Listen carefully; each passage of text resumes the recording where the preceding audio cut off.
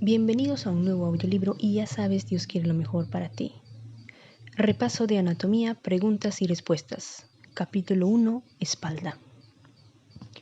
Un hombre de 55 años con tos intensa ingresa en el hospital.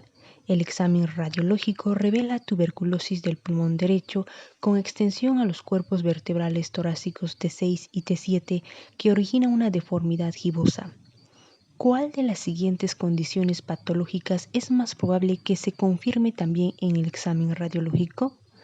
Inciso A, lordosis. Inciso B, cifosis. Inciso C, escoliosis.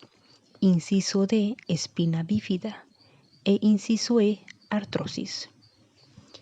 La respuesta es el inciso B, la cifosis. La cifosis se caracteriza por una joroba debido al incremento anormal de la curvatura de la región torácica de la columna vertebral. La lordosis es un incremento de la curvatura lumbar de la columna. La lordosis puede ser fisiológica como en el caso de una mujer gestante. La escoliosis es una curvatura lateral de la columna con rotación de las vértebras. La espina bífida es un defecto del tubo neural caracterizado por el fallo del cierre del arco vertebral. La artrosis es una enfermedad degenerativa que afecta al cartílago articular de las articulaciones y no está relacionada específicamente con la región torácica de la columna. Caso clínico número 2. Un hombre de 68 años es ingresado en el hospital debido a un dolor de espalda intenso. El examen radiológico revela una osteoporosis importante de la columna vertebral con fracturas por compresión de las vértebras L4 y L5. ¿Cuál de las siguientes partes de las vértebras es más probable que estén fracturados en este paciente? Inciso A, apófisis espinosas. Inciso B, cuerpos vertebrales. Inciso C, apófisis transversas. Inciso D, apófisis articulares superiores. E inciso E, disco intervertebral. La respuesta es el inciso B. Una fractura por aplastamiento se caracteriza por la compresión de todo el cuerpo vertebral. La fractura en cuña es similar puesto que afecta a los cuerpos vertebrales, pero implica pequeñas fracturas alrededor del perímetro del cuerpo vertebral. Ambas fracturas causan una disminución de la altura. Las fracturas de las apófisis espinosas transversas o articulares superiores pueden deberse a una fractura oblicua conminuta o transversa. Los discos intervertebrales se asocian con hernias discales, pero no con fracturas por aplastamiento. Pregunta número 3. Un hombre de 45 años es ingresado en el hospital debido a un dolor intenso en la espalda y en la extremidad inferior. El examen radiológico revela el síndrome de estenosis espinal. ¿Cuál de las siguientes condiciones es la que más probablemente se confirmará mediante resonancia magnética? Inciso A, hipertrofia del ligamento supraespinoso. Inciso B, hipertrofia del ligamento interespinoso. Inciso C, hipertrofia del ligamento amarillo. Inciso D, hipertrofia del ligamento longitudinal anterior. Inciso E, hipertrofia del ligamento nucal. La respuesta es el inciso C, hipertrofia del ligamento amarillo. El ligamento amarillo conecta la lámina de los arcos vertebrales de dos vértebras adyacentes y forma la pared posterior del conducto vertebral. Esta es la única respuesta que se refiere al agujero intervertebral. Por tanto, solo la hipertrofia del ligamento amarillo puede causar estenosis espinal. Los ligamentos supraespinoso e interespinoso contactan las apófisis espinosas. El ligamento longitudinal anterior conecta la porción anterior de los cuerpos vertebrales con los discos intervertebrales. Finalmente, el ligamento nucal es una extensión más gruesa del propio ligamento supraespinoso por encima del nivel de C7. Pregunta número 4. Un hombre de 35 años ingresa en el hospital tras un grave accidente de circulación. El examen radiológico muestra una lesión en la superficie dorsal del cuello y una fractura del borde medial de la escápula derecha.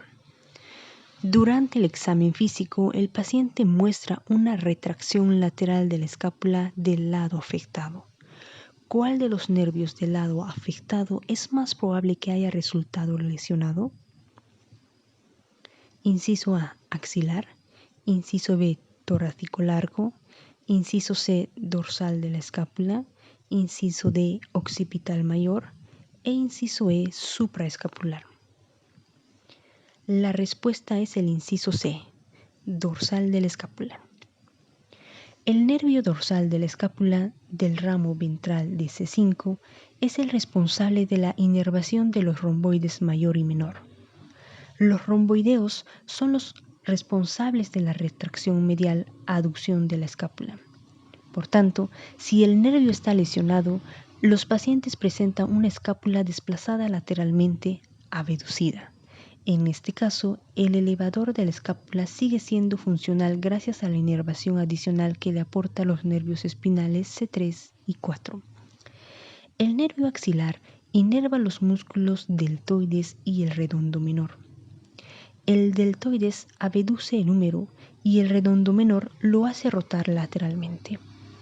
El nervio torácico largo inerva el serrato anterior, cuya función es abducir y rotar hacia arriba la escápula. El nervio occipital mayor es principalmente sensitivo y también contribuye a la inervación del músculo semiespinoso de la cabeza. Además, el nervio occipital mayor está implicado en las neuralgias occipitales. El nervio supraescapular inerva los músculos supraespinoso e infraespinoso. El supraespinoso abduce el húmero y el infraespinoso lo hace rotar lateralmente. La lesión de cualquiera de estos nervios no produce como consecuencia una escápula con retracción lateral.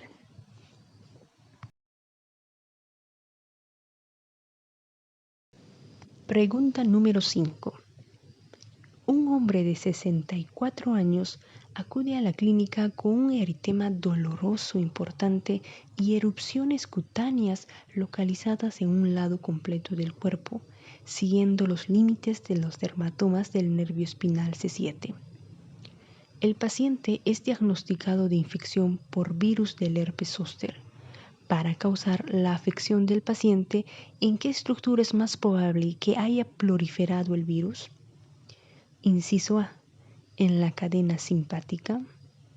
Inciso B, en el ganglio espinal del nervio espinal C7.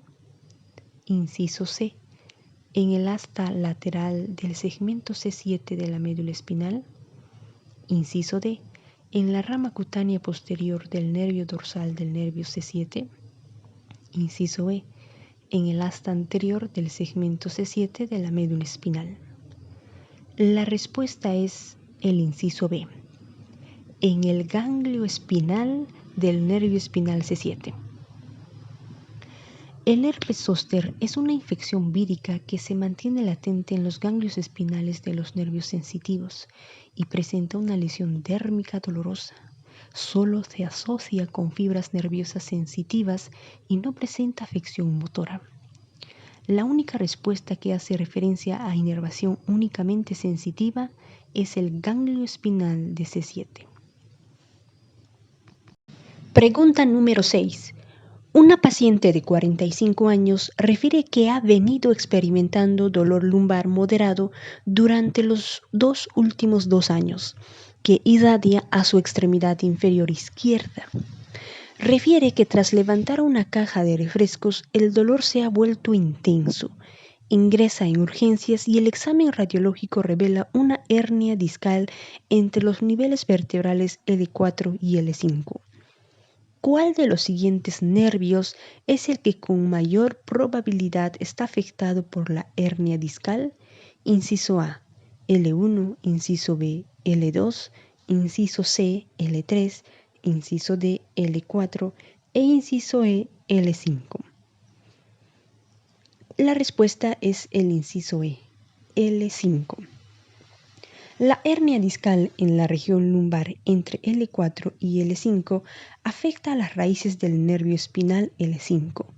Incluso si el nervio espinal L4 se encuentra directamente entre las vértebras L4 y L5, emergen del conducto vertebral superiormente al disco intervertebral, mientras que la raíz del nervio L5 se encuentra inmediatamente posterior al disco.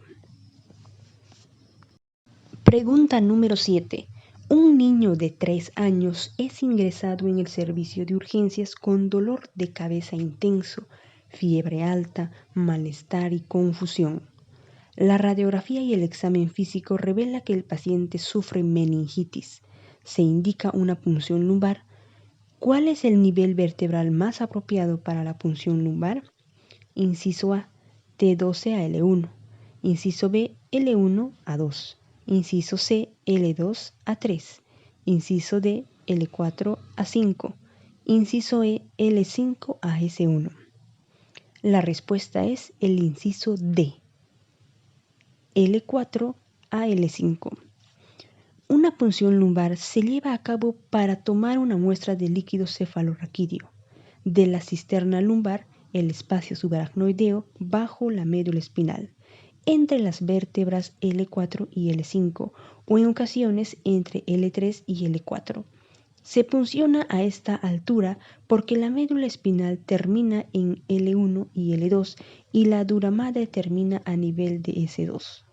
Por tanto, esta es la zona más segura para dicho procedimiento, dado que se encuentra entre estas áreas y se evita el riesgo de lesionar la médula espinal. Pregunta número 8. Cuando se lleva a cabo una punción lumbar para obtener una muestra de líquido cefalorraquídeo, ¿cuál de las siguientes referencias anatómicas externas es la más fiable para determinar la posición de la apófisis espinosa de L4? Inciso A, los ángulos inferiores de las escápulas. B, las crestas ilíacas. C, la última costilla bilateralmente. D, las espinas ilíacas postero-superiores. E, las espinas ilíacas postero-inferiores. La respuesta es el inciso B, las crestas ilíacas. Las crestas ilíacas se utilizan como referencia anatómica para localizar la posición de L4 o L5 para una punción lumbar. Se identifican y se realiza un trazo medial hacia la columna vertebral. Los ángulos inferiores de las escápulas se encuentran a la altura de T7. Las costillas inferiores se localizan en T12. Una línea entre las espinas ilíacas postero-superiores cruza el nivel vertebral S2. Las espinas ilíacas postero-inferiores se encuentran por debajo de S2. Pregunta número 9. Un hombre de 39 años se presenta con dolor nucal intenso tras una lesión por latigazo cervical, sufrida cuando su coche fue golpeado por detrás. Los estudios radiológicos revelan un traumatismo en el ligamento que se encuentra en la superficie anterior de los cuerpos vertebrales cervicales. ¿De cuál de los siguientes ligamentos se trata? Inciso A, ligamento longitudinal anterior. Inciso B, ligamento amarillo. Inciso C, ligamento nucal. Inciso D, ligamento longitudinal posterior. Inciso E, ligamento cervical transverso. La respuesta es el inciso A, ligamento longitudinal anterior. El ligamento longitudinal anterior se encuentra anterior a los cuerpos vertebrales a lo largo de la columna. El ligamento amarillo se inserta en la lámina de dos vértebras adyacentes. El ligamento nucal es la continuación del ligamento supraespinoso que se inserta en la apófisis espinosa cranealmente a C7. El ligamento longitudinal posterior se sitúa sobre el borde posterior de los cuerpos vertebrales. El ligamento cervical transverso cardinal se asocia con la región pélvica y no con la columna vertebral. Pregunta número 10. Un hombre de 65 años acude aquejado de dolor de espalda intenso e incapacidad para mover la extremidad inferior izquierda. Los estudios radiológicos muestran la compresión de estructuras nerviosas en el agujero vertebral entre L5 y S1. ¿Cuál de las siguientes estructuras es más probablemente la causante de esta lesión por afectación de espacio? Inciso A, el anillo fibroso. Inciso B, el núcleo pulposo. Inciso C, el ligamento longitudinal posterior. Inciso D, el ligamento longitudinal anterior. E inciso E, el ligamento amarillo. La respuesta es el inciso B, el núcleo pulposo. La compresión de los nervios en el agujero intervertebral señala a una hernia discal. Una hernia discal se caracteriza por la salida del núcleo pulposo a través del anillo fibroso postrolateralmente hacia el conducto vertebral o el agujero intervertebral. Los ligamentos pueden resultar afectados por la hernia, pero no son responsables de la compresión de las raíces de los nervios espinales. Pregunta número 11. Un hombre de 27 años ingresa en urgencias después de un accidente de circulación. El examen físico revela una debilidad a la rotación medial y a la aducción del húmero. ¿Cuál de los siguientes nervios es más probable que sea lesionado? Inciso A, tóraco-dorsal. Inciso B, axilar. Inciso C, dorsal de la escápula. Inciso D, accesorio. E inciso E, radial. La respuesta es el inciso A, tóraco-dorsal. El nervio tóraco-dorsal inerva el dorsal ancho, uno de los 3 grandes músculos que producen la aducción y la rotación medial del húmero. El nervio axilar inerva el músculo deltoides. El dorsal de la escápula inerva los romboides y el elevador de la escápula. Y el accesorio inerva el trapecio. Ninguno de estos nervios actúa en la rotación medial o la aducción del húmero. El nervio radial es responsable de la inervación de la porción posterior del brazo. Los nervios pectorales medial y lateral y el subescapular inferior inervan los otros 2 músculos rotadores del húmero. Pregunta número 12. Una mujer de 39 años acude a urgencias aquejada de incapacidad para alcanzar la parte superior de la cabeza al cepillarse el pelo. Su historia clínica revela que 2 meses antes fue sometida a una mastectomía bilateral. El examen físico demuestra que presenta escápula alada bilateral. ¿Cuál de los siguientes nervios es más probable que quedara lesionado durante la cirugía? Inciso A, axial. Inciso B, accesorio. Inciso C, torácico largo.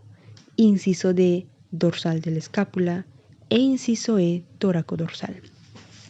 La respuesta es el inciso C, el nervio torácico largo.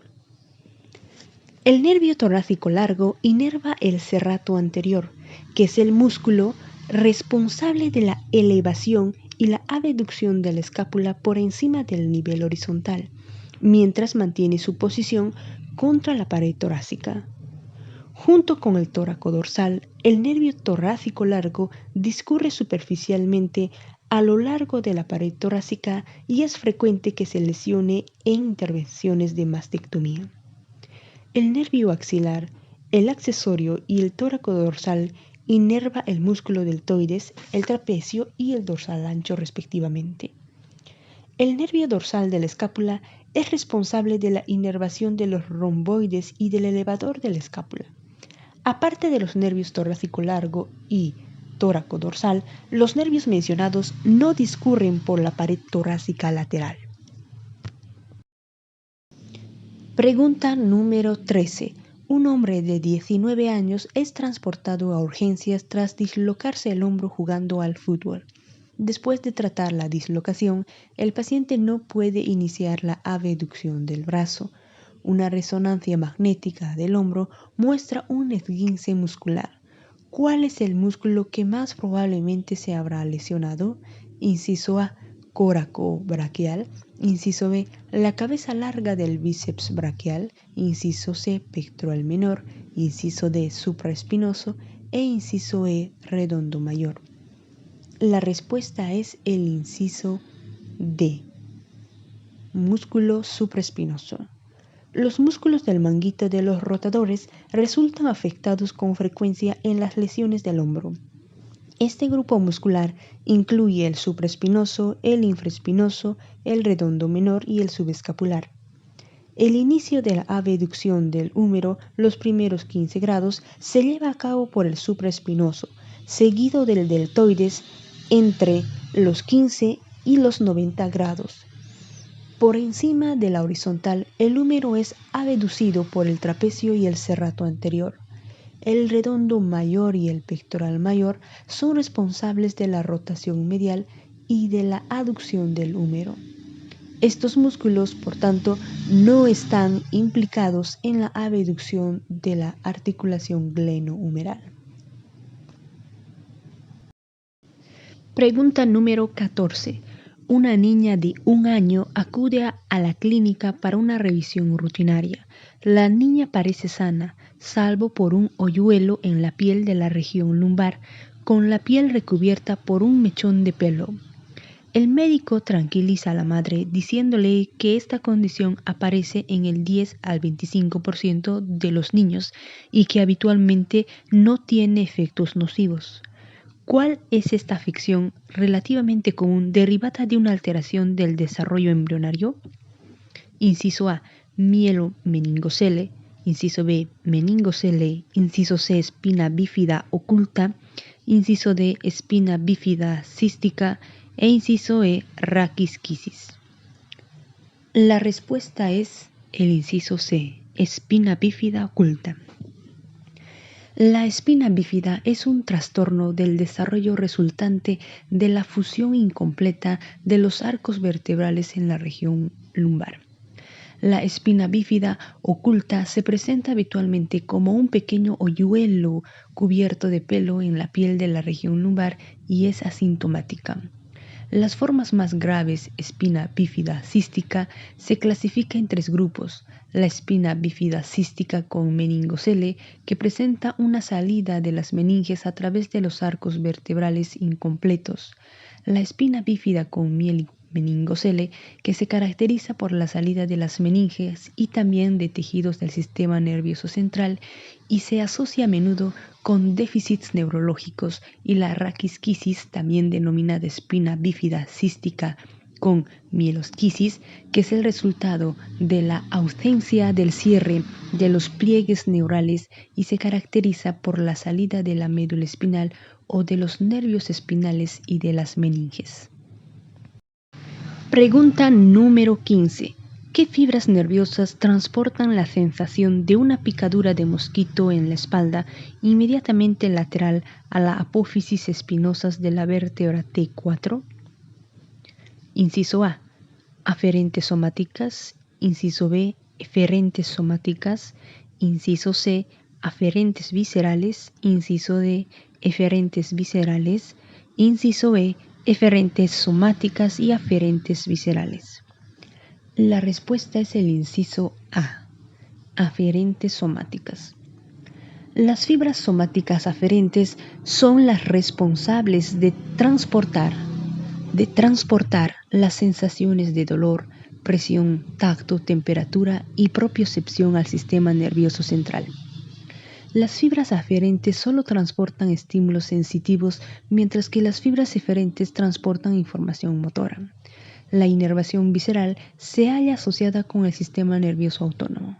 Las fibras aferentes viscerales generalmente transportan información referente a los cambios fisiológicos de las vísceras, mientras que las viscerales eferentes inervan la función motora a 3 tipos de tejido: el músculo liso, el músculo cardíaco y el epitelio glandular. Pregunta número 16. Se sospecha que una paciente de 15 años de edad padece meningitis. Para obtener una muestra de líquido cefalorraquídeo por medio de una punción lumbar, ¿en cuál de las siguientes localizaciones tiene que situarse la punta de la aguja? Inciso A, en el espacio epidural. Inciso B, entre los ligamentos longitudinal anterior y posterior. Inciso C, superficial al ligamento amarillo. Inciso D, entre la aracnoides y la dura madre. Inciso E, en el espacio subaracnoideo. La respuesta es el inciso E, en el espacio subaracnoideo. El líquido cefalorraquídeo se encuentra en el espacio subaracnoideo que forma un continuo con los ventrículos cerebrales. El líquido cefalorraquídeo fluye desde los ventrículos al espacio subaracnoideo. El espacio epidural, situado entre la dura madre y el periósteo, se caracteriza por la presencia de depósitos de grasa y contiene el plexo venoso vertebral interno de Watson. El espacio subdural entre el aracnoides y la dura madre existe solo como espacio virtual y no contiene el líquido cefalorraquídeo. Los ligamentos longitudinal anterior y posterior discurren a lo largo de los cuerpos vertebrales. Pregunta número 17. En el caso de una hernia de disco intervertebral en la región cervical, ¿cuál de los siguientes ligamentos se encuentra en posición anatómica de proteger a la médula espinal de una compresión directa? Inciso A, supraespinoso. Inciso B, longitudinal posterior. Inciso C, longitudinal anterior. Inciso D, ligamento amarillo. Inciso E, ligamento nucal. La respuesta es el inciso B, longitudinal posterior. El ligamento longitudinal posterior es el único ligamento que recubre la cara posterior de los cuerpos vertebrales y de los discos intervertebrales. En la hernia discal, el núcleo pulposo del disco sobresale posterolateralmente. El ligamento longitudinal anterior atraviesa la cara anterior de los cuerpos vertebrales, por lo que no protege a la médula espinal de una compresión directa. El supraespinoso y el ligamento amarillo conectan las apófisis espinosas y los pedículos de las vértebras respectivamente. El ligamento nucal es la continuación de los ligamentos supraespinosos cerca de la vértebra C7 y se inserta en la protuberancia occipital externa. Pregunta número 18. En la anestesia epidural, la aguja suele insertarse entre las apófisis espinosas de las vértebras L4 y L5 para asegurarse que la médula espinal no resulte lesionada. Este nivel es seguro porque en el adulto la médula espinal suele terminar a la altura del disco entre las vértebras. ¿De cuál de los siguientes niveles? Inciso A, de T11 a T12. Inciso B, de T12 a L1. Inciso C, de L1 a L2. Inciso D, de L2 a L3. Inciso E, de L3 a L4. La respuesta correcta es el inciso C, de L1 a L2. De L1 a L2, esta es la localización del cono medular, una proyección cónica de la médula espinal en su extremo caudal. Pese a que el cono medular se sitúa a la altura de L1 y L2 en los adultos, en los recién nacidos suele encontrarse en L3.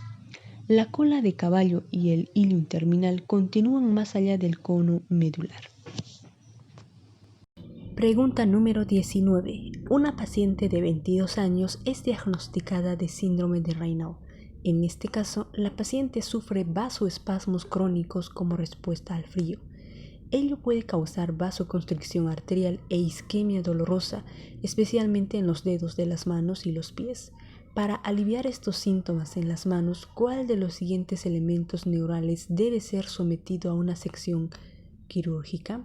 Inciso A, fibras simpáticas cervicales inferiores y torácicas superiores. Inciso B, raíces anteriores cervicales inferiores y torácicas superiores.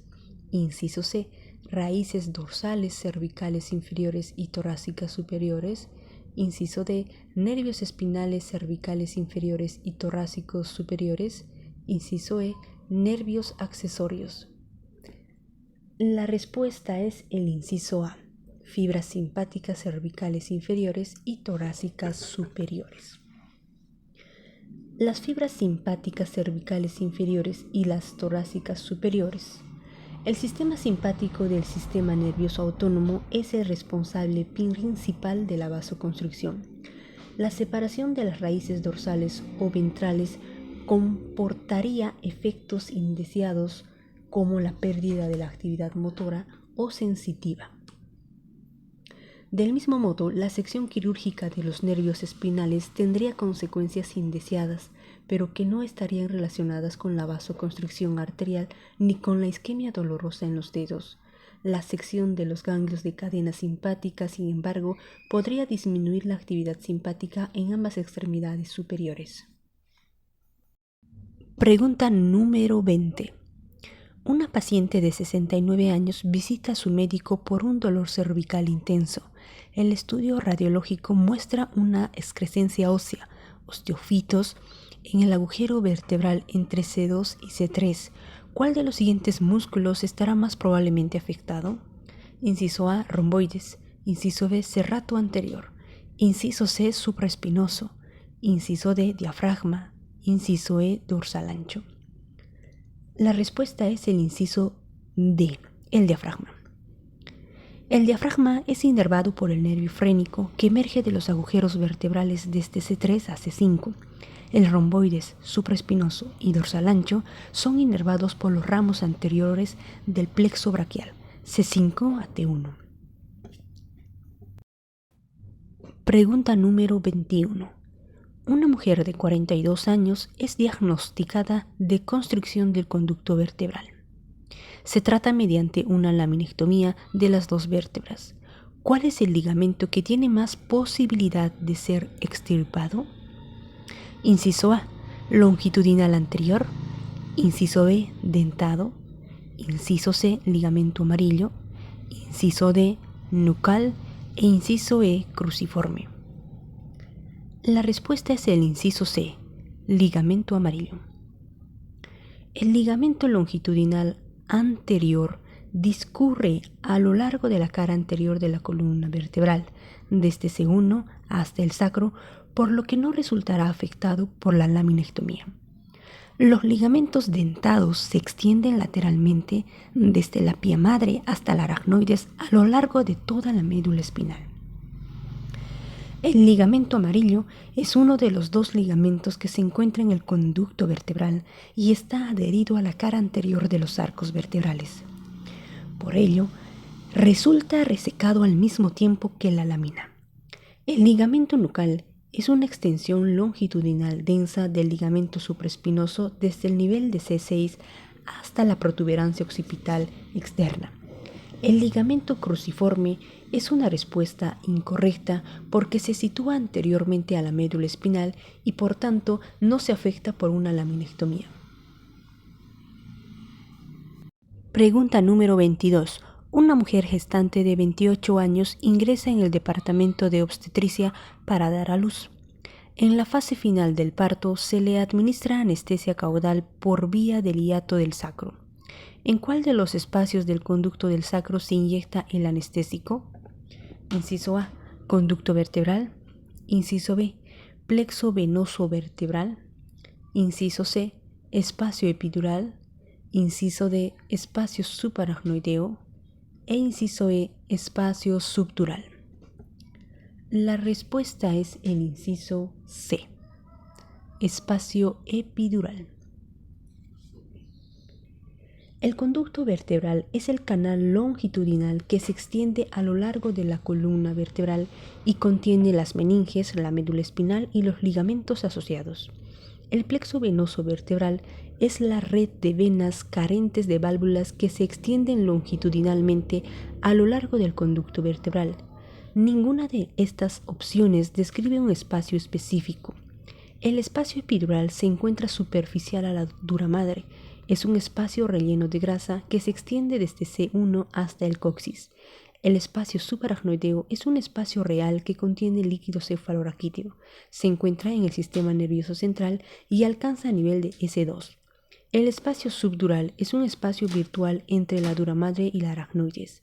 Habitualmente, estas dos capas están fusionadas debido a la presión que ejerce el líquido cefalorraquídeo sobre el espacio subaracnoideo. Pregunta número 23. Los padres de un niño de 12 años lo llevan al servicio de urgencias porque tiene fiebre muy alta y una importante rigidez de la espalda. El diagnóstico inicial es de meningitis. El facultativo de guardia ordena una punción lumbar para confirmar el diagnóstico. En el examen microscópico del líquido cefalorraquídeo se observan células hematopoyéticas. ¿Cuál de los siguientes ligamentos es el que más probablemente ha sido lesionado por la aguja? Inciso A, supraespinoso. Inciso B, dentado. Inciso C, longitudinal anterior. Inciso D, longitudinal posterior. E inciso E, ligamento nucal. La respuesta es el inciso D, longitudinal posterior. La punción lumbar se lleva a cabo generalmente a la altura de L4 y L5. El ligamento supraespinoso se extiende entre las apófisis espinosas del aspecto dorsal de las vértebras. La aguja no tocará esta estructura. Los ligamentos dentados no son la respuesta correcta porque terminan en el cono medular a la altura de L2 y se hallan situados lateralmente.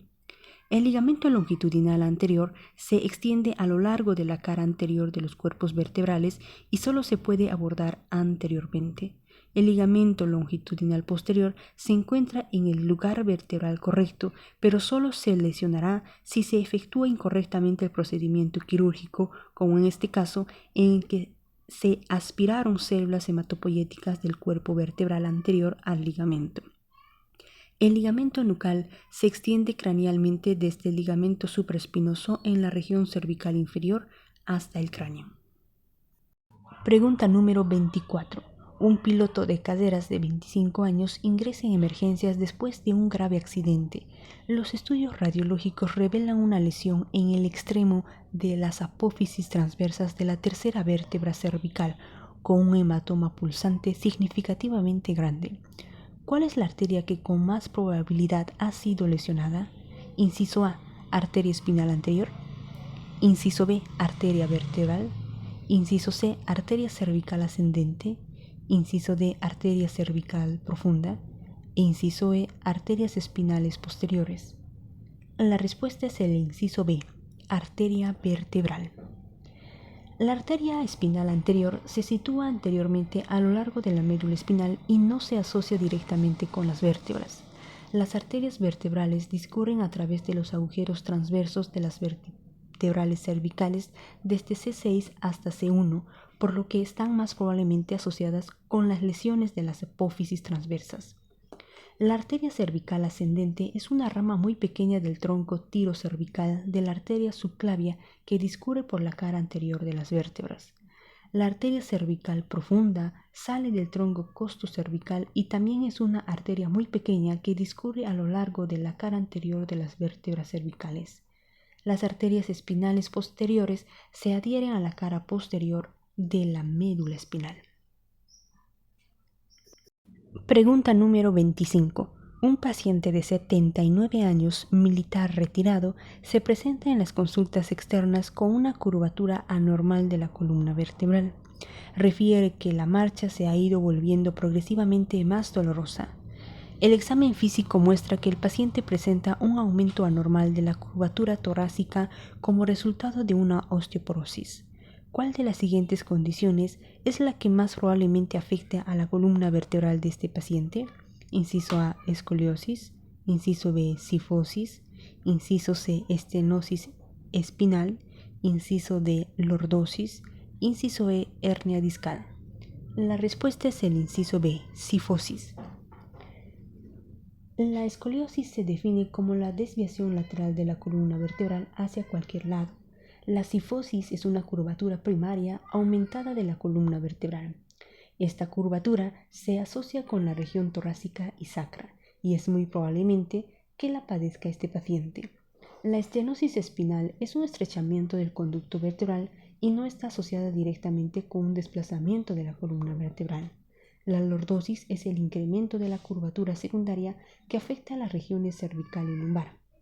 Una hernia discal es una rotura del anillo fibroso del disco intervertebral que habitualmente causa un desplazamiento posterolateral del núcleo pulposo hacia el conducto vertebral. Pregunta número 26. Una mujer de 42 años, aquejada de dolor y rigidez nucal, se lesionó al caer de cabeza en la segunda base durante un partido de béisbol de su empresa. Las radiografías no revelan fracturas de la columna vertebral.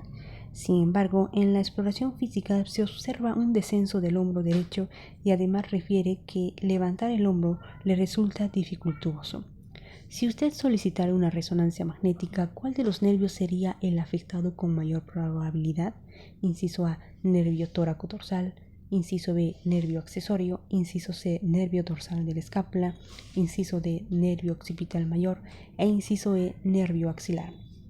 La respuesta es el inciso B, nervio accesorio. El nervio tóraco-dorsal inerva el músculo dorsal ancho que no tiene acción sobre la cintura escapular. El nervio accesorio forma el 11º par craneal e inerva tanto el trapecio como el esternocleidomastoideo. La pérdida del par craneal 11 da como resultado la caída del hombro debido a la parálisis del trapecio. Además de los hallazgos clínicos de la resonancia magnética, se puede comprobar la inervación de este nervio pidiendo al paciente que eleve los hombros contra resistencia, prueba de trapecio, y que vuelva la cabeza contra resistencia, prueba del esternocleidomastoideo. El nervio dorsal de la escápula inerva el músculo elevador de la escápula, así como los romboideos. El occipital mayor es un nervio sensitivo que inerva el aspecto posterolateral del cuero cabelludo. El nervio axilar es una rama del plexo braquial e inerva el deltoides y el redondo menor. No está implicado en la elevación del hombro. Pregunta número 27. Un hombre de 53 años resultó afectado por un choque frontal que originó la compresión de la médula espinal por las apófisis odontoides del axis con resultado de tetraplegia. ¿Cuál de los siguientes ligamentos es el que más probablemente ha sufrido un esguince? Inciso A, ligamento longitudinal anterior.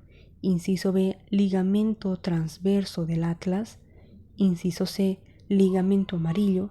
Inciso D, ligamento supraespinoso. E inciso E, ligamento nucal. La respuesta es el inciso B, ligamento transverso del atlas. El ligamento longitudinal anterior discurre por la cara anterior de las vértebras y no resulta afectado. El ligamento transverso del atlas ancla lateralmente a la apófisis odontoides para evitar su desplazamiento posterior. Este ligamento es el que ha sufrido un esguince a esta lesión. El ligamento amarillo se encuentra en la cara posterior del conducto vertebral y no entra en contacto con la apófisis odontoides situada anteriormente. El ligamento supraespinoso se localiza a lo largo de las apófisis espinosas de las vértebras. El ligamento nucal es una extensión longitudinal del ligamento supraespinoso superior a la altura de C7. Pregunta número 29. Un paciente de 23 años fallece tras una colisión a gran velocidad mientras participaba en una carrera con un amigo en una autopista local. Cuando el médico forense llega al lugar de los hechos, determina que la causa más probable de muerte ha sido la sección medular. Tras confirmarlo en la autopsia, el informe forense declara que la causa de la muerte ha sido la fractura de los pedículos del axis C2. ¿Cuál de los siguientes ligamentos será el que estará seccionado con mayor probabilidad en esta lesión fatal? Inciso A, ligamento amarillo. Inciso B, ligamento nucal. Inciso C, ligamento cruciforme. Inciso D, ligamento longitudinal posterior. Inciso E, ligamento supraespinoso. La respuesta es el inciso C, ligamento cruciforme. Los pedículos son estructuras óseas que conectan los arcos con los cuerpos vertebrales. El ligamento amarillo discurre por la cara posterior del conducto vertebral y está más próximo a la lámina que los pedículos vertebrales. El ligamento nucal es una extensión del ligamento supraespinoso desde el C7 hasta el occipital y ambos discurren por la porción más posterior de las vértebras a lo largo de las apófisis espinosas. El ligamento cruciforme es un elemento estabilizador que se encuentra entre C1 y C2, se inserta en los pedículos y colabora en mantener las apófisis odontoides en su lugar, pero en este caso está seccionado. El ligamento longitudinal posterior se extiende a lo largo de la cara anterior del conducto vertebral y es anterior a los pedículos. Pregunta número 30. Un hombre de 65 años de edad resulta herido cuando su coche recibe un impacto posterior de otro vehículo a gran velocidad. El examen radiológico revela que 2 de sus procesos articulares están dislocados y encajados entre sí, una condición denominada espondilolisis. ¿En qué región de la columna vertebral es más probable que se produzca esta lesión? Inciso A, cervical. Inciso B, torácica. Inciso C, lumbar. Inciso D, lumbosacral. Inciso E, sacra. La respuesta correcta es el inciso A, cervical. La espondilolisis es el desplazamiento anterior de una o más vértebras. Se observa con mayor frecuencia en las vértebras cervicales debido a su pequeño tamaño, a su estructura y al ángulo oblicuo de sus carillas articulares. Las vértebras lumbares también pueden estar afectadas debido a la presión sobre los cuerpos vertebrales inferiores y los ángulos sagitales de sus carillas articulares. Es mucho menos frecuente en las vértebras torácicas porque la costilla actúa como un componente estabilizador. Nunca se observa en las vértebras sacras porque éstas se hallan fusionadas entre sí. Pregunta número 31. Después de un accidente de circulación, una mujer de 47 años refiere cefalea intensa y dolor de espalda. El examen radiológico revela sangrado del plexo venoso vertebral interno de Batson que ha dado como resultado un gran hematoma. ¿En qué espacio es más probable que se haya acumulado la sangre? Inciso A, espacio subaracnoideo. Inciso B, espacio subdural. Inciso C, conducto central. Inciso D, espacio epidural. Inciso E, cisterna lumbar. La respuesta es el inciso D, espacio epidural. El plexo venoso vertebral interno de Batson rodea la dura madre en el espacio epidural, por tanto, una hemorragia causará un hematoma en este espacio. El espacio subaracnoideo, que contiene líquido cefaloraquídeo, está situado entre la pía madre y la aracnoides. Una hemorragia subaracnoidea sería más probable debido a la rotura de un aneurisma intracerebral. Un hematoma subdural sería más probable el resultado de la hemorragia de una vena cerebral lesionada a su entrada en el seno sagital superior en el cráneo. El conducto central se halla situado en la profundidad de la materia gris de la médula espinal. La cisterna lumbar es un estrechamiento del espacio subdural entre el cono medular de la médula espinal y el extremo inferior del espacio subaracnoideo. Pregunta número 32. Un deportista de élite de 32 años estaba levantando pesas durante una intensa sesión de entrenamiento. El atleta sintió un dolor intenso que irradiaba la cara posterior del muslo y la pierna derecha. El paciente fue trasladado al hospital donde la resonancia magnética reveló la rotura del disco intervertebral entre L4 y L5. ¿Cuál es el nervio que más probablemente se ha visto afectado? Inciso A, L3, inciso B, L4, inciso C, L2, inciso D, L5, inciso E, S1. La respuesta es el inciso D, L5.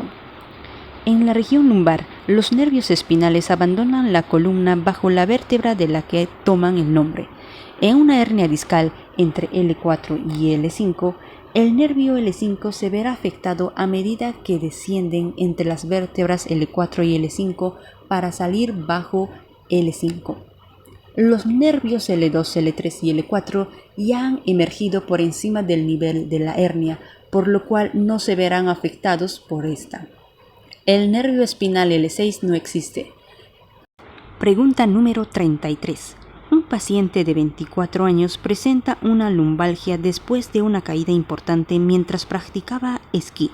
La resonancia magnética revela una lesión de la musculatura responsable de la extensión y la flexión lateral del tronco.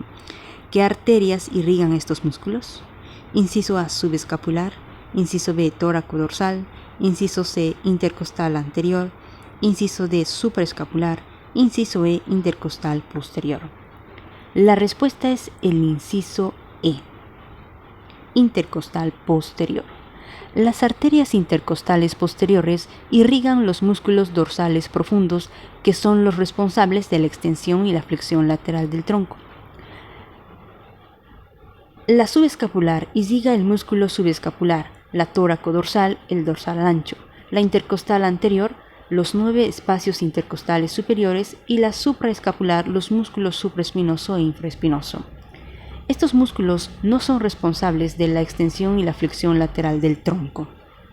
Pregunta número 34. Un jugador de fútbol de 22 años se ve forzado a abandonar el juego debido a una colisión de cabeza con otro jugador. Ingresa en el hospital y en el examen radiológico revela una ligera dislocación de la articulación atlantoaxoidea. Como resultado, sufre una limitación del movimiento de esta articulación. ¿Qué movimientos de la cabeza se verá afectado de modo importante? Inciso A, rotación. Inciso B, flexión. Inciso C, abducción. Inciso D, extensión. E inciso E, aducción. La respuesta correcta es el inciso A, rotación. La atlantoaxoidea es una articulación sinovial responsable de la rotación de la cabeza, no de su flexión, abducción, extensión ni aducción. La articulación atlanto-occipital está principalmente implicada en la flexión y la extensión de la cabeza sobre el cuello. Pregunta número 35. Un hombre de 42 años recibe un golpe en la espalda que le causa la rotura del plexo venoso vertebral interno de Batson. Los estudios radiológicos revelan un hematoma que causa compresión de la médula espinal. Al aspirar la sangre, el facultativo que lleva a cabo la punción debe detener la aguja justo antes de puncionar una de las siguientes estructuras. Inciso A, médula espinal. Inciso B, pía madre. Inciso C, aracnoides. Inciso D, dura madre. Inciso E, ligamento amarillo. La respuesta es el inciso D, dura madre. El plexo venoso vertebral interno de Batson se sitúa por fuera de la dura madre en el espacio epidural. Para aspirar la hemorragia, el facultativo debe atravesar con la aguja el ligamento amarillo para alcanzar el espacio epidural en el que se acumula la sangre.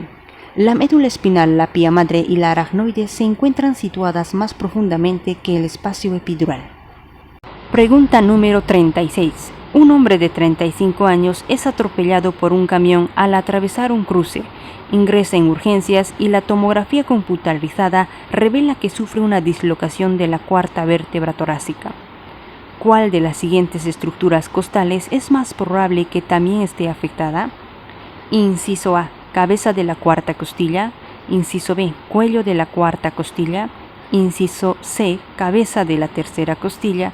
Inciso D, tubérculo de la tercera costilla. Inciso E, cabeza de la quinta costilla. La respuesta es el inciso E, cabeza de la quinta costilla. La cuarta vértebra torácica T4 se articula con la cabeza de la quinta costilla. La cabeza costal tiene dos carillas articulares. La costilla se articula con la carilla superior del cuerpo de su misma vértebra. La cuarta costilla se articula con la carilla superior de la vértebra T4 y con la carilla inferior del cuerpo de la vértebra superior. La cuarta costilla se articula con la carilla inferior de la vértebra T3. Si se considera la vértebra T4, su carilla superior se articula con la cabeza de la cuarta costilla y la inferior con la cabeza de la quinta costilla. La cabeza de la cuarta costilla tiene dos carillas articulares, una se articula con el cuerpo vertebral y la otra con la apófisis transversa para T4, por lo que al ser lesionada se mueve como una unidad, mientras que la quinta costilla solo tiene una articulación con T4. Pregunta número 37. Un excursionista de 20 años sufre una punzada profunda en la parte derecha de la espalda, entre los músculos trapecio y dorsal ancho. Ingresado en el hospital, el examen físico revela una debilidad en la aducción y la rotación medial del brazo. ¿Cuál de los siguientes músculos es el que más probablemente se ha visto afectado? Inciso A, redondo menor. Inciso B, tríceps braquial. Inciso C, supraespinoso. Inciso D, infraespinoso. O inciso E, redondo mayor. La respuesta es el inciso E, redondo mayor. El redondo mayor es el responsable de la aducción y la rotación medial del húmero. El redondo menor es responsable de la rotación lateral del húmero. El tríceps braquial es responsable de la extensión del brazo. El supraespinoso es responsable de los primeros 15 grados de la abducción y el infraespinoso es un rotador lateral. Pregunta número 38. Un hombre de 22 años es empujado contra una pared de cristal en una riña. El examen radiológico revela que el borde lateral de su escápula derecha está fracturado. Ingresa en urgencias y el examen físico muestra dificultad en la rotación lateral del brazo. ¿Cuál de los siguientes músculos es más probable que esté lesionado? Inciso A, redondo mayor. Inciso B, infraespinoso. Inciso C, dorsal ancho. Inciso D, trapecio. E inciso E, supraespinoso. La respuesta es infraespinoso. El infraespinoso es el responsable de la rotación lateral, juntamente con el redondo menor que no consta como opción. El redondo mayor es el responsable de la aducción y de la rotación medial del húmero. El dorsal ancho es responsable de la aducción, la extensión y la rotación medial del húmero. El trapecio es un elevador de la escápula y rota la escápula durante la abducción del húmero por encima del plano horizontal. El supraespinoso es responsable de los primeros 15 grados de la abducción. Pregunta número 39. Un paciente de 24 años presenta un cuadro de cefalea intensa, fotofobia y rigidez de la columna vertebral. El examen físico revela signos positivos de meningitis. El facultativo decide llevar a cabo una punción lumbar para determinar si hay una infección en el líquido cefalorraquídeo. ¿Cuál es la estructura que la aguja tiene que puncionar antes de alcanzar la cisterna lumbar? Inciso A, aracnoides. Inciso B, dura madre. Inciso C, pía madre. Inciso D, ligamento amarillo. Inciso E, ligamento longitudinal posterior. La respuesta es el inciso A, aracnoides. Cuando se lleva a cabo una punción lumbar, la aguja debe perforar el ligamento amarillo, la dura madre y finalmente la aracnoides para alcanzar el espacio subaracnoideo donde se encuentra el líquido cefalorraquídeo. La cisterna lumbar se halla a continuación del espacio subaracnoideo bajo el cono medular. La pía madre está adherida a la médula espinal y el ligamento longitudinal dorsal está adherido a la cara posterior de los cuerpos vertebrales. Pregunta número 40. Un paciente de 19 años acude a urgencias con un cuadro de fiebre alta, cefalea intensa, náuseas y rigidez nucal de 3 días de duración. El facultativo sospecha una meningitis y obtiene una muestra de líquido cefalorraquídeo por medio de una punción lumbar. ¿De cuál de los siguientes espacios se obtiene el líquido cefalorraquídeo? Inciso A, espacio epidural. Inciso B, espacio subdural. Inciso C, espacio subaracnoideo. Inciso D, espacio pretraquial. Inciso E, conducto central de la médula espinal. Y la respuesta es el inciso C, espacio subaracnoideo. El espacio subaracnoideo, que contiene líquido cefalorraquídeo, se sitúa entre la pía madre y la aracnoides. Ni el espacio epidural, ni el subdural, ni el pretraquial contienen líquido cefalorraquídeo. Aunque el conducto central, situado en medio de la sustancia gris de la médula espinal, contiene líquido cefalorraquídeo, su extracción daría lugar a una lesión medular. El líquido cefalorraquídeo circula a lo largo del espacio subaracnoideo y solo puede aspirarse en este punto. El espacio subdural es un espacio virtual situado entre la dura madre y la aracnoides. El espacio epidural solo contiene la grasa epidural y el plexo venoso de Batson, y es el lugar preferente para aspirar el líquido cefalorraquídeo con fines diagnósticos y para la anestesia epidural. No hay líquido cefalorraquídeo en el espacio pretraquial. Pregunta número 41. Un paciente de 38 años es ingresado en urgencias tras una colisión con su automóvil. Durante el examen físico se le encuentran varias laceraciones en la espalda. ¿A través de qué estructura se transmite al sistema nervioso central el dolor debido a laceraciones de la piel de la espalda? Inciso A, ramos dorsales primarios. Inciso B, ramos comunicantes. Inciso C, ramos ventrales primarios. Inciso D, raíces ventrales. E inciso E, nervios intercostales. La respuesta es el inciso A, ramos dorsales primarios. Las fibras aferentes somáticas generales se vinculan desde la piel de la espalda a través de los ramos dorsales primarios. Los ramos comunicantes contienen fibras eferentes viscerales generales simpáticas y fibras aferentes viscerales generales del sistema nervioso autónomo. Los ramos ventrales primarios transportan nervios espinales mixtos desde y hacia el resto del cuerpo, con exclusión de la espalda y de partes de la cabeza inervadas por los nervios craneales. Las raíces ventrales contienen solo fibras eferentes motoras. Los nervios intercostales son los ramos ventrales de T1 a T11. El ramo ventral de T12 es el nervio subcostal. Pregunta número 42. Una paciente de 66 años ha sido diagnosticada de un tumor espinal. Ha empezado a experimentar retención de orina y refiere a una disminución del tono rectal y anal. Ambos síntomas son indicativos de un síndrome del cono medular. ¿En cuál de los siguientes niveles vertebrales se encuentra el tumor? Inciso A, L3 a L4, inciso B, L3, inciso C, L4, inciso D, T12 a L2, inciso E, T11. La respuesta es el inciso D, T12 a L2. El cono medular se sitúa entre L1 y L2. Por tanto, cualquiera de las respuestas que incluya este segmento es correcta. L3 y L4 es la localización más habitual para la punción lumbar, pero es caudal al ápex del cono medular. L3 y L4 son asimismo caudales al cono medular. T11 es superior al cono medular. Pregunta número 43.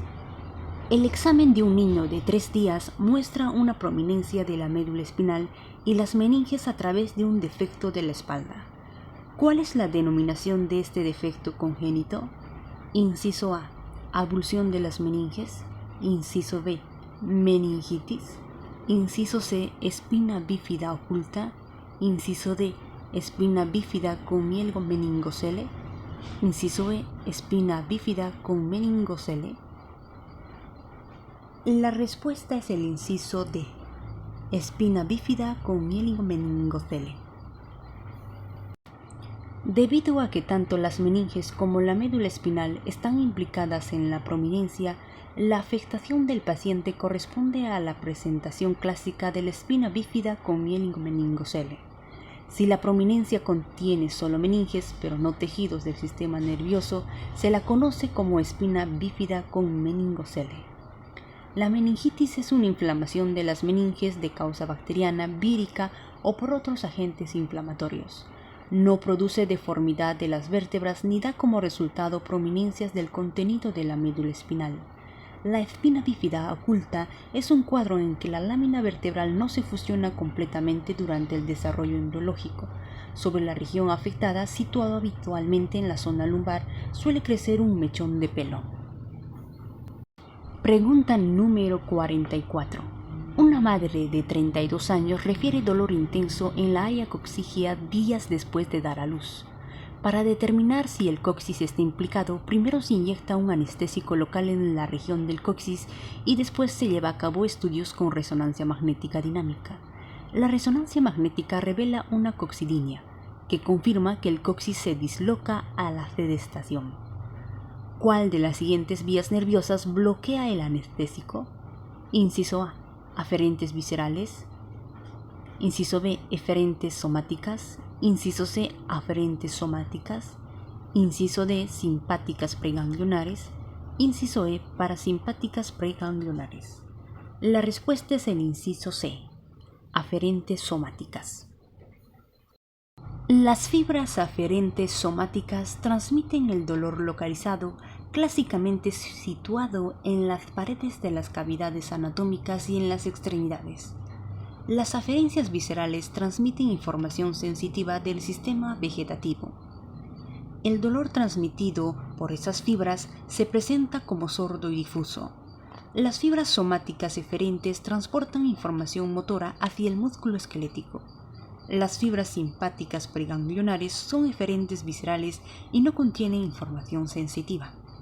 Las fibras parasimpáticas preganglionares también son eferentes viscerales y no contienen información sensitiva.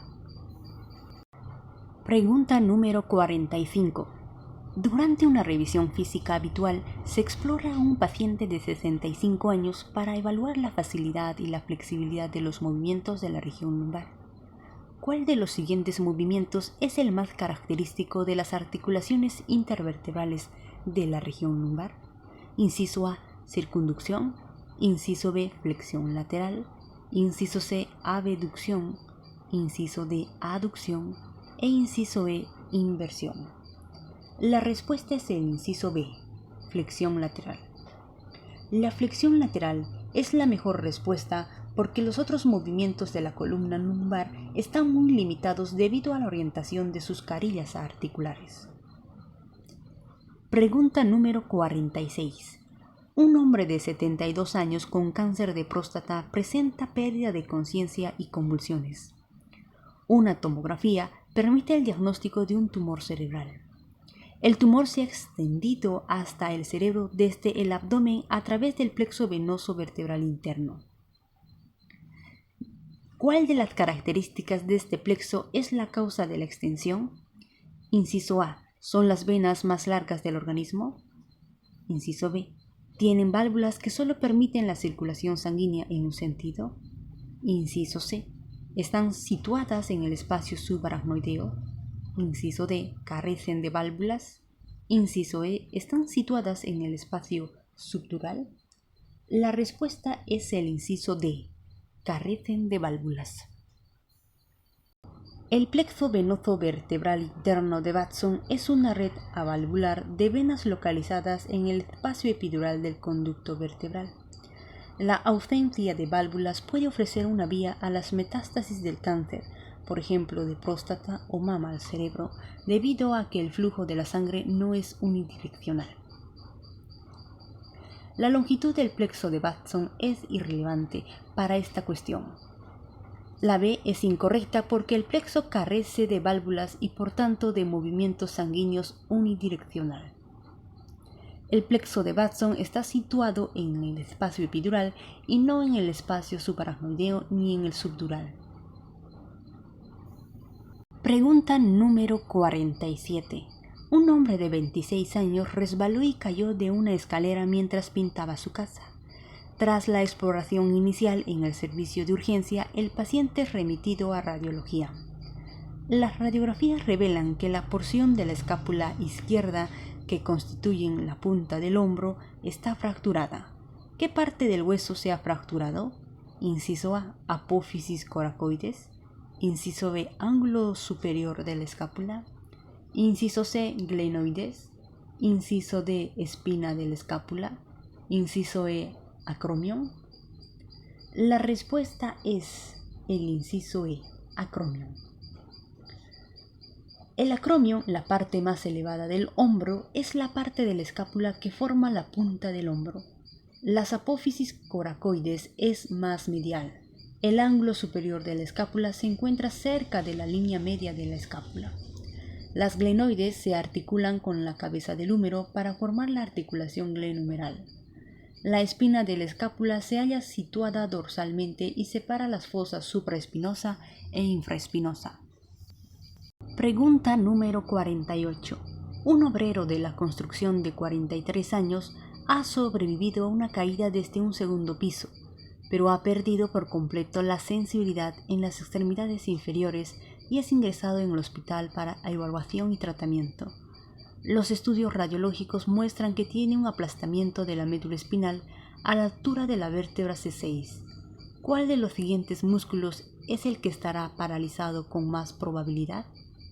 Inciso A, supraespinoso. Inciso B, trapecio. Inciso C, músculos romboides. Inciso D, dorsal ancho. Inciso E, deltoides. La respuesta es el inciso D, dorsal ancho. Todos los nervios bajo el nivel de C7 resultarán afectados.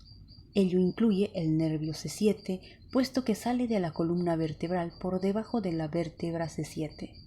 El trapecio permanecerá indemne porque es inervado por el nervio accesorio. Los músculos deltoides y supraespinoso no se verán afectados puesto que reciben su inervación motora de C5 y C6. Los músculos romboides deberían funcionar normalmente, dado que están inervados por el nervio dorsal de la escápula C5. Los músculos dorsales anchos no funcionarán con normalidad, puesto que son inervados por los nervios tóraco-dorsales que reciben ramos principalmente de los nervios espinales C7. Pregunta número 49. Los elevados niveles de alfa-fetoproteína presentes en una muestra de suero materno alertan al obstetra de un posible defecto del cierre del tubo neural. La ecografía revela un meningocele que sobresale de la espalda del feto. ¿Cuál es el diagnóstico más probable para esta malformación congénita? Inciso A, cráneo bífido. Inciso B, espina bífida oculta. Inciso C, espina bífida cística. Inciso D, hemotórax. Inciso E, enfermedad de Arnold-Chiari. La respuesta es el inciso C, espina bífida cística. La espina bífida cística se refiere a una espina bífida con meningocele y es la respuesta correcta. El cráneo bífido puede presentarse con un meningocele en el cráneo, pero no en la parte baja de la espalda. La espina bífida oculta es un defecto en la formación de los arcos vertebrales y no cursa con meningocele. El hemotórax es una acumulación de sangre en el espacio pleural que rodea los pulmones. La malformación de Arnold-Chiari es una hernia de la médula oblonga y el cerebelo a través del agujero occipital y no presenta alteraciones en la espalda. Pregunta número 50. Una niña de 7 años con obesidad leve acude al servicio de urgencias a causa de una tumoración blanda situada sobre las nalgas. En el examen físico se percibe que la tumoración está situada unilateralmente en el lado izquierdo, justo por encima de la cresta ilíaca. La prominencia se halla profundamente insertada en la piel y es reductible al tacto. ¿Cuál de los siguientes diagnósticos es el más probable? Inciso A, tumor del músculo oblicuo externo. Inciso B, hernia del triángulo lumbar de Petit. Inciso C, hernia inguinal indirecta. Inciso D, hernia inguinal directa. E inciso E, hernia femoral. La respuesta es el inciso B, hernia del triángulo lumbar de Petit. El triángulo lumbar de Petit está limitado medialmente por el dorsal ancho, lateralmente por el oblicuo externo e inferiormente por la cresta ilíaca. El suelo del triángulo de Petit está formado por el oblicuo interno y es un punto de posible herniación. Una hernia inguinal indirecta se localiza en el conducto inguinal de la pared abdominal anterior. Una hernia inguinal directa se localiza en el triángulo de Hasselbalch de la pared abdominal anterior. Una hernia femoral se produce bajo el ligamento inguinal. La respuesta A no es la correcta, puesto que la tumoración se describe como blanda y depresible y los tumores suelen ser masas sólidas de consistencia dura. Pregunta número 51. Una mujer de 54 años ingresa en urgencias por un dolor de espalda creciente de 1 año de evolución. La resonancia magnética revela que ha sufrido una compresión de los discos intervertebrales. La retracción de los discos intervertebrales es frecuente en los pacientes mayores de 40 años y puede dar como resultado estenosis espinal y hernia discal. ¿En qué puntos es más probable que los nervios espinales se encuentren comprimidos? Inciso A, entre los ligamentos dentados. Inciso B, cuando pasan por el agujero vertebral. Inciso C, entre las carillas articulares superiores e inferior. Inciso D, entre las escotaduras vertebrales superior e inferior. Inciso E, entre las articulaciones costovertebrales superior e inferior. La respuesta es el inciso D, entre las escotaduras vertebrales superior e inferior. Esta pregunta evalúa el conocimiento de la anatomía de las vértebras tipo y la médula espinal. Las hernias discales se producen cuando el núcleo pulposo del disco intervertebral sobresale a través del anillo fibroso e invade el agujero intervertebral o el conducto vertebral. La prominencia más frecuente es la posterolateral, en la que el anillo fibroso no está reforzado por el ligamento longitudinal posterior. Las escotaduras vertebrales superior e inferior delimitan el agujero intervertebral, de modo que esta es la más probable localización de la compresión. Los ligamentos dentados son extensiones laterales de la pía madre ancladas a la dura madre y mantienen la médula espinal en posición dentro del espacio subaracnoideo. El conducto vertebral es el canal a través del cual pasa la médula espinal, pese a que también puede ser una zona de compresión, no es el lugar más probable para una hernia. Las carillas articulares son los puntos en los que las vértebras se articulan entre ellas. Las articulaciones costovertebrales se establecen entre los cuerpos vertebrales y las costillas. Pregunta número 52. Una gestante de 37 años recibe anestesia epidural caudal para aliviar el dolor del parto. La anestesia epidural caudal implica la inyección de un anestésico local en el conducto del sacro.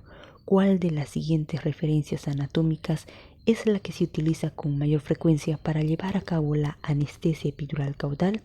Inciso A, agujeros sacros anteriores. Inciso B, agujeros sacros posteriores. Inciso C, astas del sacro. Inciso D, agujeros vertebrales. E inciso E, cresta sacra media.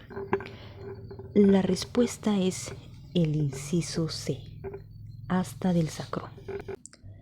La anestesia caudal se utiliza para bloquear los nervios espinales que transportan la sensibilidad del periné.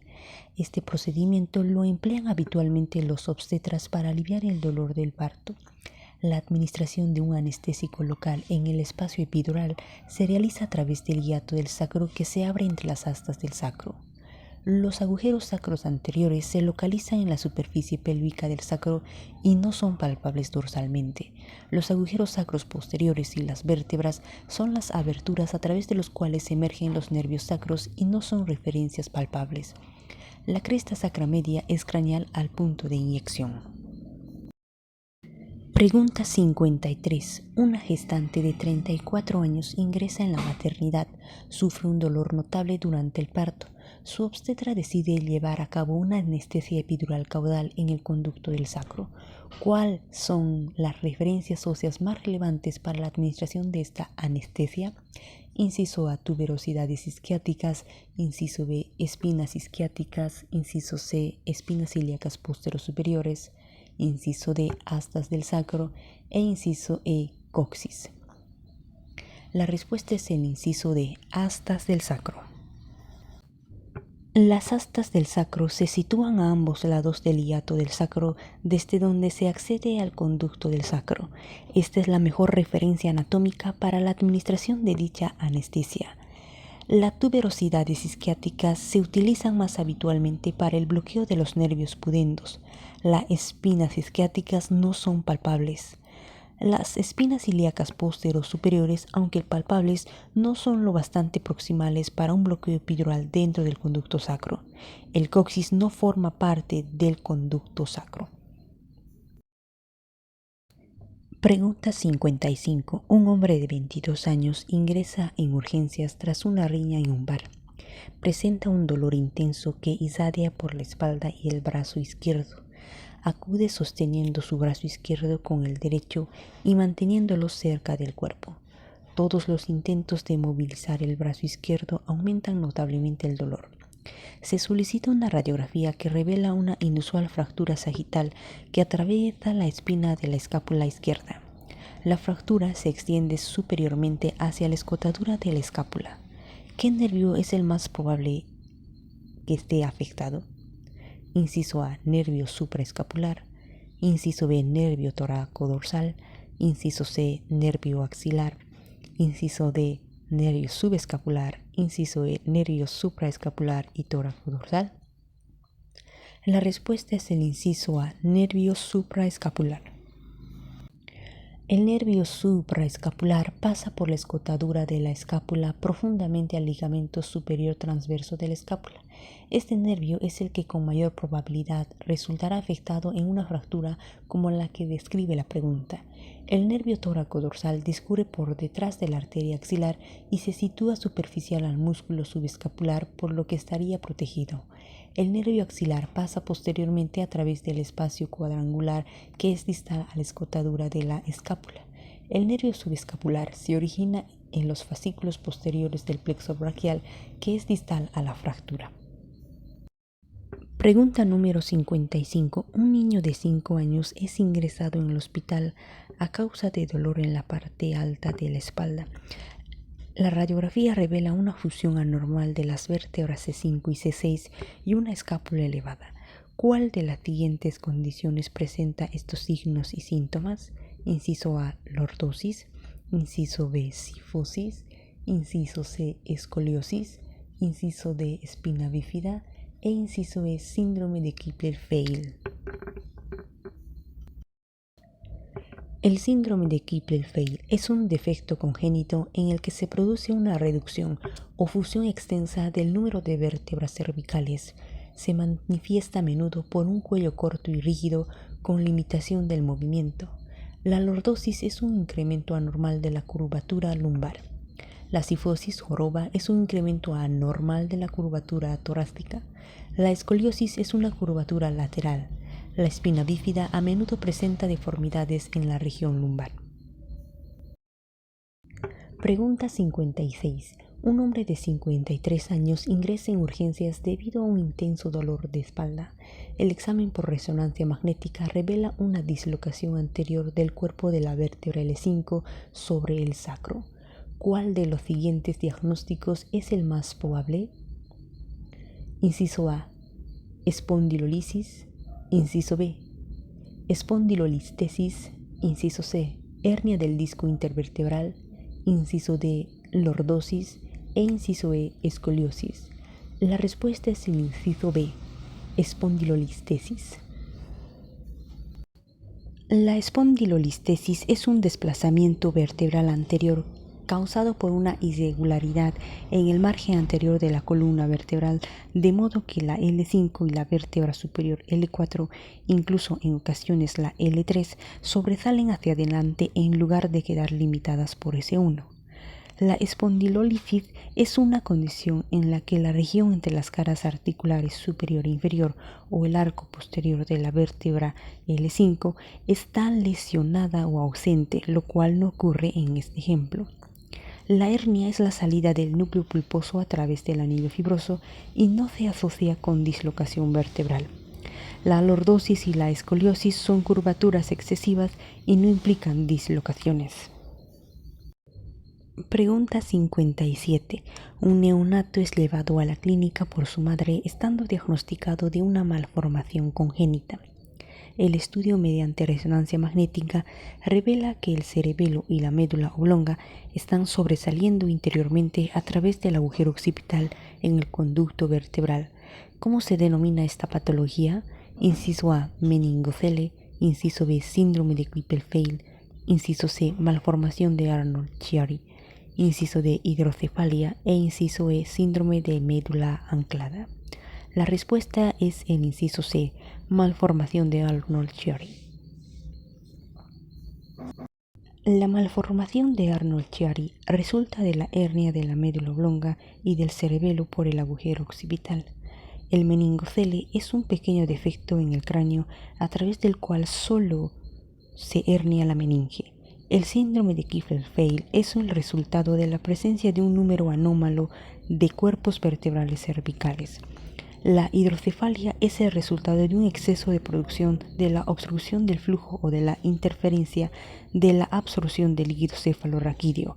El síndrome de la médula anclada es una malformación congénita causada por un defecto del cierre del tubo neural. Este síndrome se caracteriza por un cono medular bajo y un filum terminal denso. Pregunta número 58. Una mujer de 62 años ingresa en el hospital a causa de un dolor de espalda intenso. El examen radiológico muestra un desplazamiento anterior del cuerpo vertebral de L4 con fractura de la articulación cigapoficiaria. ¿Cuál es el nombre correcto de esta condición? Inciso A. Espondilolisis con espondilolistesis. Inciso B. Espondilolistesis. Inciso C. Fractura vertebral por aplastamiento. Inciso D. Hernia del disco intervertebral. Inciso E. Síndrome de Klippel-Feil. La respuesta es espondilolisis con espondilolistesis. La espondilolistesis es un desplazamiento anterior cruzado por una irregularidad en el margen anterior de la columna vertebral, de modo que la L5 y la vértebra superior L4, y en ocasiones incluso la L3, sobresalen hacia adelante. La espondilolisis es una condición en la que la región entre las caras articulares superior e inferior o el arco posterior de la vértebra L5 se halla lesionado o ausente, lo que no ocurre en este ejemplo. La fractura vertebral por aplastamiento es un colapso de los cuerpos vertebrales como resultado de un traumatismo. Las hernias de los discos intervertebrales se producen cuando el núcleo pulposo sobresale a través del anillo fibroso en el agujero intervertebral o en el conducto vertebral. La prominencia más frecuente que produce posterolateralmente, donde el anillo fibroso no está reforzado por el ligamento longitudinal posterior. El síndrome de Klippel-Feil es consecuencia de un número anormal de cuerpos vertebrales cervicales. Pregunta 59. Una mujer de 40 años ha sobrevivido a un accidente de circulación en el que sufrió una hiperextensión del cuello cuando su coche recibió un impacto por detrás. En el servicio de urgencia, la radiografía simple de la columna cervical revela una fractura de la apófisis odontoides diente. ¿Cuál de las siguientes estructuras es la que más probablemente esté lesionada? Inciso A, arco anterior del atlas. Inciso B, tubérculo posterior del atlas. Inciso C, articulación atlanto-occipital. Inciso D, apófisis articular inferior del axis. Inciso E, tubérculo anterior del atlas. La respuesta correcta es el inciso A, arco anterior del atlas. La apófisis odontoides o diente del axis es una proyección superior al cuerpo del axis y se articula con el arco anterior del atlas. Los tubérculos anterior y posterior del atlas son eminencias óseas en la superficie externa. La carilla articular inferior es donde el axis se articula con la vértebra C3. Pregunta número 60. Una mujer de 34 años ingresa en urgencias tras un accidente de circulación. El examen radiológico revela una lesión por latigazo cervical con hiperextensión de la columna vertebral. ¿Cuál de los siguientes ligamentos es el que más probablemente ha sido lesionado? Inciso A, ligamento amarillo.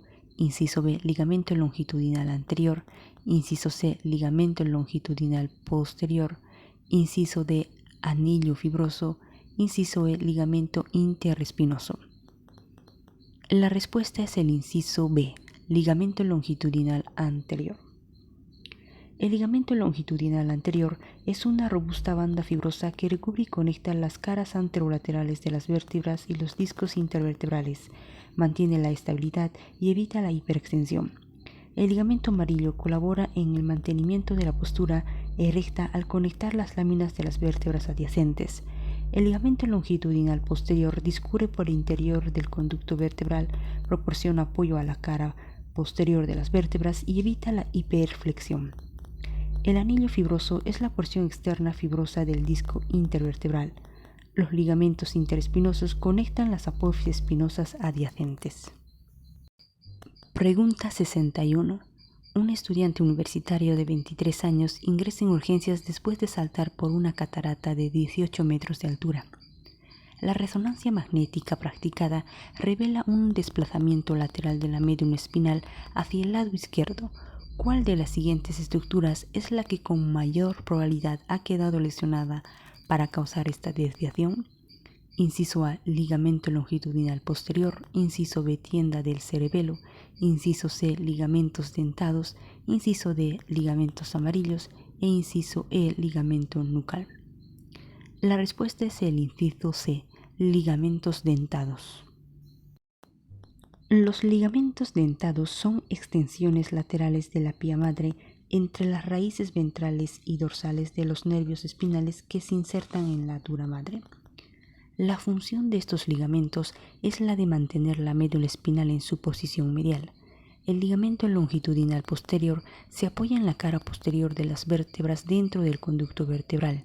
La tienda del cerebelo es una capa de la dura madre que mantiene los lóbulos occipitales de los hemisferios cerebrales y recubre el cerebelo. El ligamento amarillo colabora en el mantenimiento de la postura erecta conectando las láminas de las vértebras adyacentes. El ligamento nucal es un espesamiento de los ligamentos supraespinosos que se extienden desde la vértebra C7 hasta la protuberancia occipital externa. Pregunta 62. Un niño de 6 años es ingresado en el hospital con tos y disnea. Al interrogarse refiere que se siente como si tuviese cristales en los pulmones. La auscultación revela sonidos pulmonares anómalos. Los sonidos anómalos se oyen con mayor claridad durante la inspiración con la escápula abducida. ¿Cuál de las siguientes estructuras forman los bordes del espacio triangular en los que hay que colocar el estetoscopio para una mejor auscultación de los ruidos pulmonares? Inciso A, dorsal ancho, trapecio y borde medial de la escápula. Inciso B, deltoides, elevador de la escápula y trapecio. Inciso C, dorsal ancho, oblicuo externo del abdomen y cresta ilíaca. Inciso D, cuadrado lumbar, oblicuo interno del abdomen y borde inferior de la costilla número 12. Inciso E, recto del abdomen, ligamento inguinal y vasos epigástricos inferiores. La respuesta es el inciso A, dorsal ancho, trapecio, borde medial de la escápula. La región delimitada por el borde superior del dorsal ancho, el borde lateral del trapecio y el borde medial de la escápula se conoce como el triángulo de la auscultación. Los ruidos pulmonares pueden oírse más claramente en esta zona porque entre la piel de la espalda y los pulmones hay un mínimo de tejidos. Los músculos deltoides, el elevador de la escápula y el trapecio no forman parte de los bordes del triángulo de la auscultación. El dorsal ancho, el oblicuo externo del abdomen y la cresta ilíaca constituyen el borde del triángulo lumbar inferior de Petit. El cuadrado lumbar, el oblicuo interno del abdomen y el borde inferior de la duodécima costilla forman el borde del triángulo lumbar superior de Greenfeld. El recto del abdomen, el ligamento inguinal y los vasos epigástricos inferiores forman el borde del triángulo de Hasselbalch. Los triángulos de Petit, Greenfeld y Hasselbalch son asientos frecuentes de hernias. Pregunta 63. Una mujer de 45 años acude a la clínica ambulatoria por dolor en el hombro. En el examen físico presenta debilidad en los movimientos del hombro. El examen radiológico revela un síndrome del espacio cuadrilátero que causa una debilidad de los movimientos del hombro. ¿Cuál de los siguientes nervios es el que más probablemente esté afectado? Inciso A, supraescapular. Inciso B, subescapular. Inciso C, axilar. Inciso D, radial e inciso E, cubital. La respuesta es el inciso C, axilar. La debilidad de los movimientos del hombro resulta de la denervación del redondo menor y del deltoides por parte del nervio axilar que atraviesa el espacio cuadrilátero. El síndrome del espacio cuadrilátero se produce cuando existe una hipertrofia de los músculos que bordean el espacio cuadrilátero o bien una fibrosis de porciones de los músculos que conectan con el nervio. Pregunta 64. Un atleta de 29 años estaba levantando pesas durante una intensa sesión de entrenamiento. La atleta experimentó un dolor súbito intenso irradiado hacia la cara posterior del muslo y la pierna derecho. Fue trasladada al hospital donde se le practicó una resonancia magnética. ¿Cuál es el nervio que puede estar afectando con mayor probabilidad? Inciso A, L3, inciso B, L4, inciso C, L2, inciso D, L5 e inciso E, S1. La respuesta es el inciso D, L5. En esta resonancia magnética se observa una hernia posterolateral entre L4 y L5. En la región lumbar, los nervios espinales emergen de la columna vertebral inferiormente a su vértebra correspondiente. En la hernia del disco intervertebral L4 y L5, el nervio espinal L5 es el que resultará afectado al descender entre las vértebras L4 y L5 para salir bajo el nivel de L5. Pregunta 65. Un hombre de 58 años ingresado en la unidad de cuidados intensivos presenta después de una intervención de trasplante de riñón izquierdo una disminución del control voluntario de los esfínteres urinario y anal. Además, el examen físico muestra una parálisis extensa de sus extremidades inferiores. Ambas funciones eran normales antes de su ingreso hospitalario. ¿Cuál de las siguientes causas es la responsable probablemente de los problemas del paciente? Inciso A, lesión de la arteria vertebral izquierda. Inciso B, lesión de la arteria radicular mayor de Adam-Kiewicz. Inciso C, ligadura de la arteria espinal posterior. Inciso D, sección del cono de la médula espinal. E inciso E, división de la cadena simpática torácica. La respuesta es el inciso B, lesión de la arteria radicular mayor de Adam-Kiewicz. La arteria radicular mayor de Adam-Kiewicz es importante para el aporte sanguíneo de las arterias espinales anterior y posterior. La localización de esta arteria debe señalarse durante la cirugía porque su lesión puede tener como resultado consecuencias graves como la pérdida de toda la sensibilidad y del movimiento inferior a la altura de la lesión. La lesión de la arteria vertebral izquierda no es probable teniendo en cuenta su situación superior al área intervenida. La ligadura de la arteria espinal posterior no se puede producir debido a su situación protegida en el interior de la columna vertebral. No es posible que se haya producido una sección del cono medular, puesto que esta estructura se halla situada a la altura de L1, L y L2, y también está protegida dentro de la columna vertebral. La división de la cadena simpática torácica no es probable, puesto que los síntomas descritos incluyen parálisis de las extremidades que no está causada por alteraciones del simpático. Pregunta número 66. Una mujer de 23 años ingresa en el hospital debido al dolor en la espalda. El examen radiológico muestra que padece una enfermedad que afecta a la columna vertebral. El examen físico y la anamnesis revela que sufrió una polio y distrofia muscular. ¿Cuál de las siguientes alteraciones es la que más probablemente presente esta paciente? Inciso A, lordosis. Inciso B, cifosis. Inciso C, escoliosis. Inciso D, espina bífida. E inciso E, artrosis. La respuesta es el inciso C, escoliosis. La escoliosis puede ser secundaria a patologías como la distrofia muscular y la polio, en la que el músculo afectado no mantiene el alineamiento normal de la columna vertebral y da como resultado una curvatura lateral. La lordosis es un incremento de la curvatura secundaria de la región lumbar. Puede deberse a estrés en la parte inferior de la espalda y es bastante frecuente en las gestantes. La cifosis es un incremento de la curvatura primaria de las regiones torácicas y produce una deformidad gibosa. Puede ser secundaria a tuberculosis y producir una joroba. La espina bífida es una malformación congénita y no se presenta como resultado de una distrofia muscular o una polio. La artrosis se presenta con mayor frecuencia con la edad y a causa del desgaste. No es probable que se presente en una mujer de 23 años.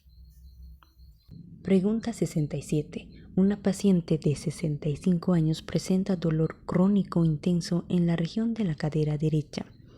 Es ingresada en el hospital y se decide intervenir para evitar la prescripción de un exceso de analgésicos. En este caso, ¿cuál es la intervención que más probablemente elegirá el cirujano? Inciso A, división de los ramos ventrales primarios de los nervios que inervan la región afectada. Inciso B, sección de todos los ramos dorsales de los nervios del área de la cadera. Inciso C, resección de los ganglios de la cadena simpática abdominal derecha. Inciso D, sección de los filetes radiculares dorsales de los nervios espinales que inervan la cadera. E inciso E, división de los filetes radiculares ventrales lumbares inferiores y sacros. La respuesta es el inciso B, sección de todos los ramos dorsales de los nervios del área de la cadera. La sección de los ramos dorsales de los nervios del área de la cadera se conoce también como rizotomía dorsal. Este tipo de procedimiento quirúrgico se realiza para eliminar la sensación de dolor en el dermatoma en que se lleva a cabo. Dado que las raíces dorsales contienen fibras sensitivas aferentes generales, al seccionarlas se elimina la sensibilidad y por tanto el dolor. La división de los ramos ventrales primarios puede derivar en una eliminación del dolor. Sin embargo, dado que las fibras de las raíces ventrales son mixtas, puede producirse consecuencias adversas como déficit motores, simpáticos o incluso parasimpáticos, dependiendo del nivel. La resección de la cadena ganglionar simpática abdominal del lado derecho no elimina el dolor del área de la cadera, puesto que las fibras que lo transmiten son en general aferentes somáticas y la cadena simpática contiene fibras eferentes y aferentes viscerales y generales. La sección de los filetes radiculares dorsales de los nervios espinal no elimina el dolor en la cadera, puesto que estos contienen fibras mixtas que inervan solo un área delimitada de la espalda. La división de los filetes radiculares lumbares inferiores y sacros no elimina la sensación dolorosa, puesto que estos filetes contienen fibras motoras eferentes pero no aferentes.